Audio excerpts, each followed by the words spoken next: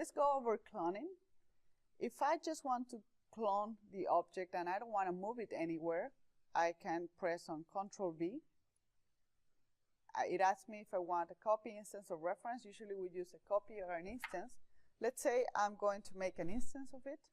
And now you see here that I have two spheres. That was the original one. This is the second one. So what's the difference between an instance and a copy? Let's say I'm going to Ctrl V again, make a copy. Okay, the copy is this one, the instance is this one. So an instance is not going to be affected by the transformation of the original one. Let's say I would scale it down. Okay, none of them are affected, but it's going to be affected if I change the original parameters of it.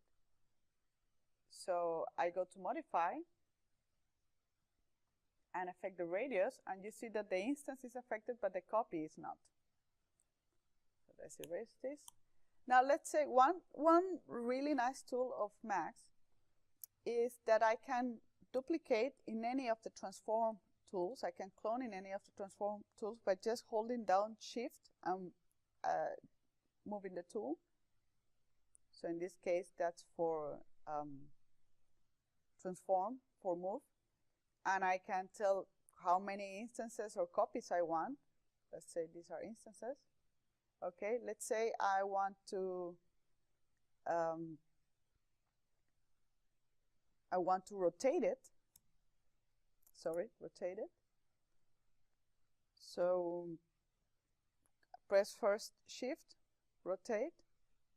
Let's put 4. Okay, so if you actually would have, in that case, if I would have the snap toggle on and a snap radius of 45, how many would I need?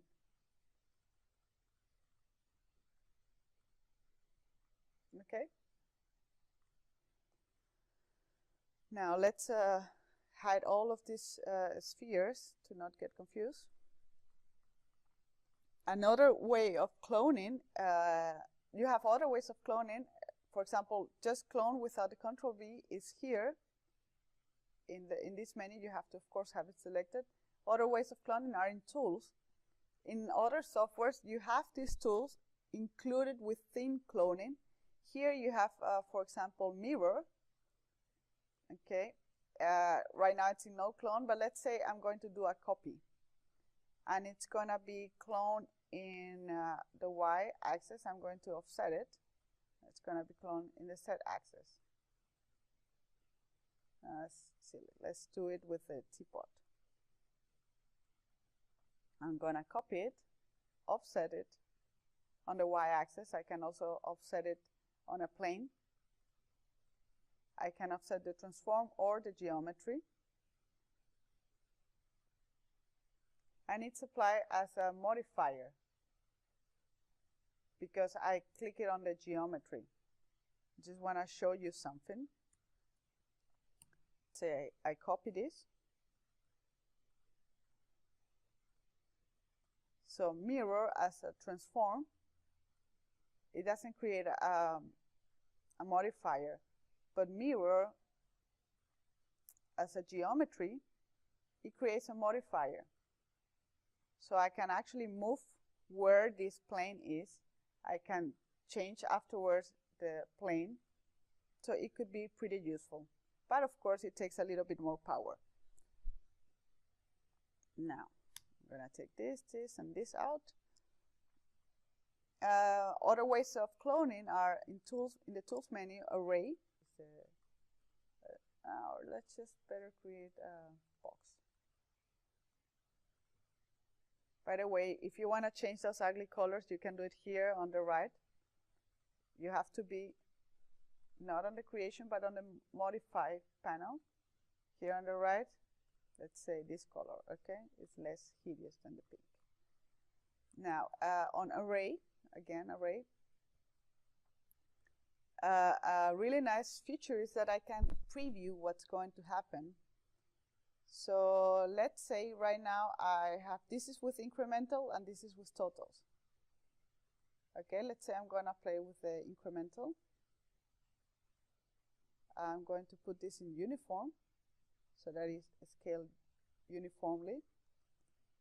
I want to do it also in other dimensions. Of course, the more you do, the more heavy it is.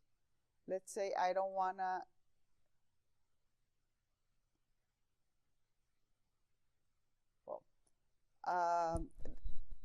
at some point it's going to crash if you do too many things. Okay, let's give it a try here.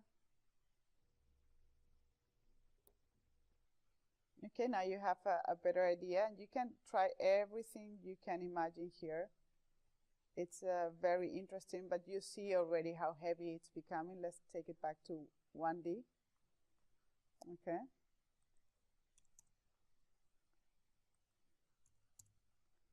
So try as many things as you can. You can display it as box, so that it's not so heavy, for example.